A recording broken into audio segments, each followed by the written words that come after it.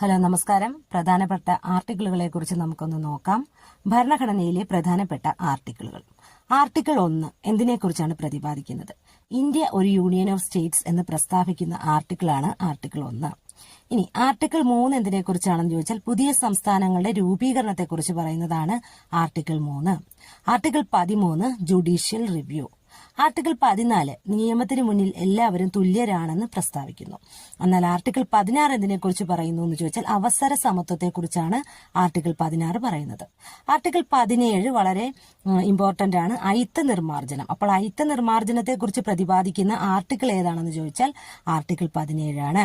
ഇനി ആർട്ടിക്കിൾ 18 പദവി, നാമങ്ങൾ എന്നിവ നിർത്തലാക്കലാണ് ആർട്ടിക്കിൾ 18 കൊണ്ട് ഉദ്ദേശിക്കുന്നത്.